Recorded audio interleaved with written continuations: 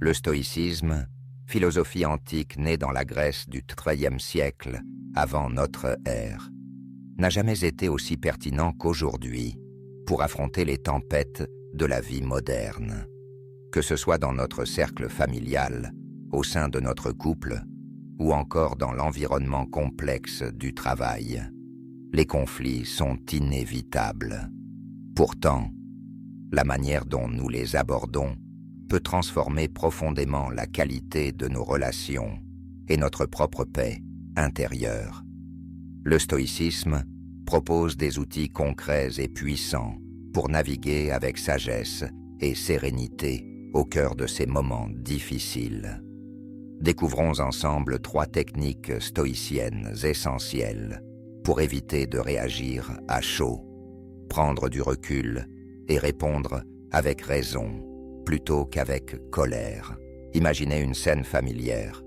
Une dispute éclate à la maison. Une remarque blessante fuse au travail. Ou un désaccord s'installe dans le couple. Instinctivement, notre esprit s'enflamme, la colère monte, et notre première impulsion est souvent de réagir immédiatement, parfois de manière disproportionnée. Pourtant, le stoïcisme nous invite à ralentir ce mécanisme, à observer et à choisir une réponse réfléchie. Car selon les stoïciens, ce ne sont pas les événements eux-mêmes qui nous troublent, mais la façon dont nous les interprétons et y réagissons. La première technique stoïcienne à adopter est celle du temps de pause. Sénèque, l'un des grands penseurs stoïciens, conseillait justement de ne jamais répondre sous le coup de l'émotion. Face à une provocation ou une parole blessante, il proposait d'imaginer un intervalle, un espace entre stimulus et réponse. Ce simple acte de différer sa réaction permet de dissiper le brouillard émotionnel et de regagner le contrôle sur soi.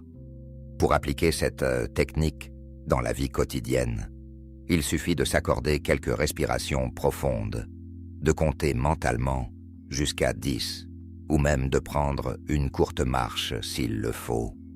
Ce temps de pause, aussi minime soit-il, crée une barrière entre l'événement et notre réaction, rendant possible un choix conscient plutôt qu'un réflexe impulsif. Prenons l'exemple d'un conflit familial. Un parent, un partenaire ou un enfant nous adresse une critique qui nous blesse. Plutôt que de répondre du tac au tac ou de contre-attaquer, le stoïcien prendra une inspiration, laissera passer quelques secondes. Ce laps de temps précieux permet de voir l'émotion monter sans s'y identifier. Il devient alors possible de choisir une réponse plus posée, plus en accord avec nos valeurs profondes.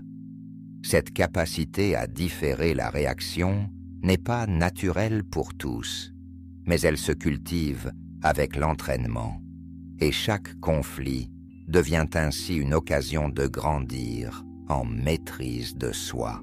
La deuxième technique stoïcienne est celle de la vue d'ensemble, ou la prise de recul rationnel. Les stoïciens invitaient constamment à se demander « Ce qui me trouble en ce moment, est-ce vraiment si important ?»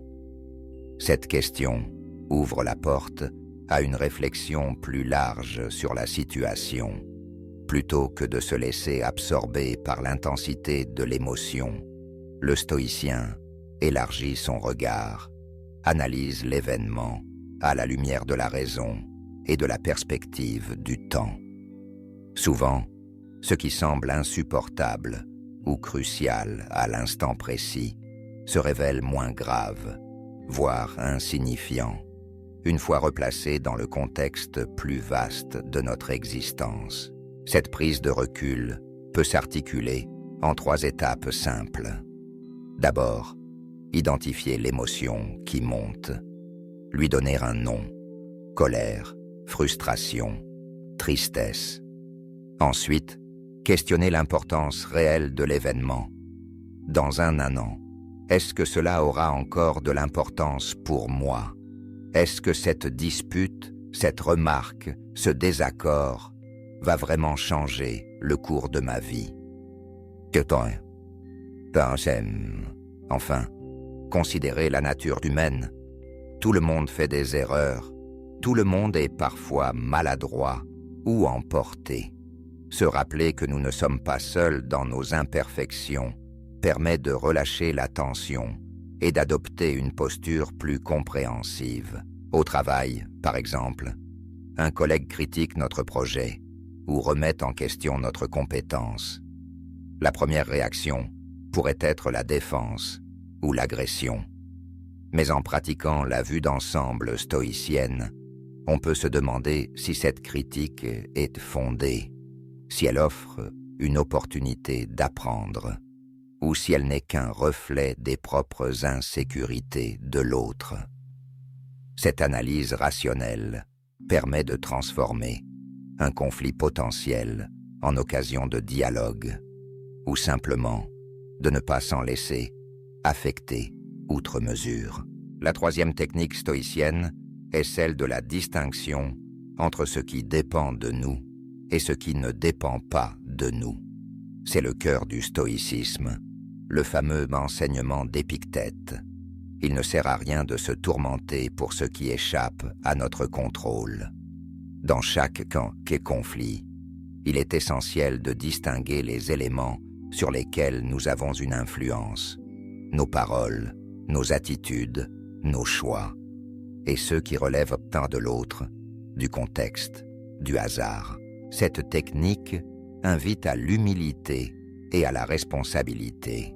Plutôt que de chercher à changer l'autre ou à modifier le passé, le stoïcien concentre son énergie sur ce qu'il peut améliorer en lui-même. Face à une dispute de couple, par exemple, plutôt que d'exiger que l'autre change, il s'interroge sur sa propre part, sur la manière dont il peut répondre, avec bienveillance, clarté, fermeté ou compassion. Au travail, face à une injustice ou à une décision qui nous dépasse, il reconnaît la limite de son contrôle et choisit d'agir là où il le peut, tout en lâchant prise sur le reste. Cette distinction apaise le tumulte intérieur. Elle permet de répondre avec raison, de sortir du cercle vicieux de la colère et de la frustration, et d'accueillir chaque situation comme une école pour la sagesse. Parfois, la meilleure réponse est le silence. Parfois, c'est une parole posée. Parfois, c'est le retrait. Le stoïcien ne cherche pas à tout contrôler, mais à se gouverner lui-même. Appliquons ces trois techniques à une situation concrète. Un conflit familial autour de l'organisation des vacances. Les avis divergents, les tensions montent. Chacun veut imposer sa vision. Le réflexe serait de s'emporter, de défendre son point de vue avec vigueur, voire de blesser l'autre par des paroles dures. Mais en pratiquant le temps de pause, on retient sa première réaction. En prenant du recul, on relativise l'importance du désaccord. En distinguant ce qui dépend de soi, on choisit de communiquer calmement, d'écouter, de proposer sans imposer, et d'accepter que tout ne sera pas comme on le souhaite. Dans le couple, les sujets de conflit sont souvent chargés d'émotions. Argent, enfants, projet de vie. Le stoïcisme offre ici un espace de liberté intérieure. Plutôt que de s'enliser dans la rancœur ou la réaction immédiate, il invite à écouter, à comprendre, à exprimer ses besoins sans agressivité, et surtout à reconnaître que l'autre n'est pas responsable de toutes nos émotions. Parfois, le simple fait de différer une réponse, de dormir sur un sujet avant d'en reparler, permet d'éviter bien des blessures inutiles. Au travail, enfin, les conflits sont souvent liés à la compétition, aux ambitions, aux incompréhensions. La maîtrise de soi stoïcienne est une force précieuse pour pour éviter de réagir à chaud devant une injustice ou une critique. Prendre le temps de respirer, de relativiser, d'agir sur ce qui dépend de soi, transforme le climat professionnel et favorise le respect mutuel. Mais le stoïcisme ne se limite pas à la gestion des conflits externes. Il est aussi une école pour la paix intérieure.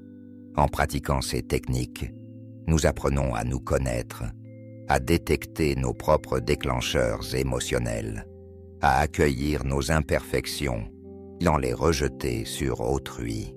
Nous devenons plus aptes à vivre en harmonie avec les autres, mais aussi avec nous-mêmes. Il est important de souligner que le stoïcisme n'est pas une philosophie du renoncement ou de l'indifférence froide. Il ne s'agit pas de réprimer ses émotions ou de se couper de l'autre.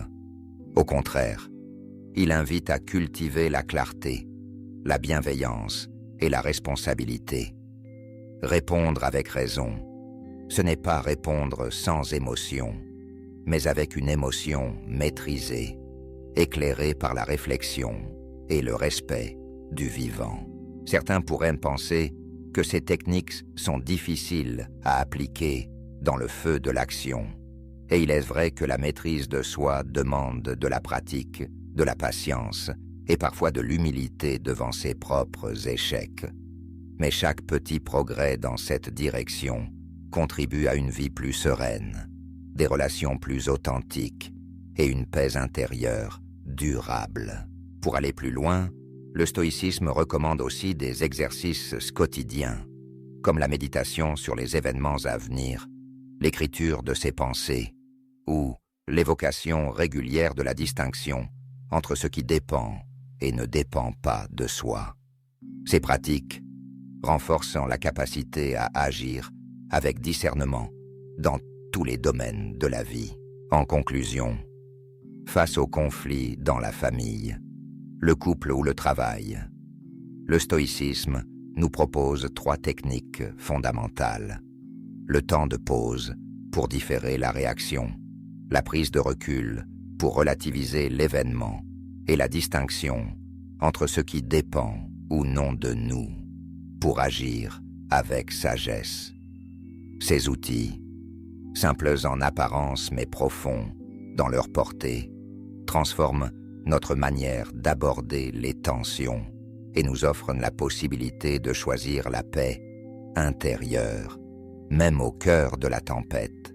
Adopter le stoïcisme, c'est faire le choix de la liberté intérieure, de la maîtrise de soi et du respect de l'autre.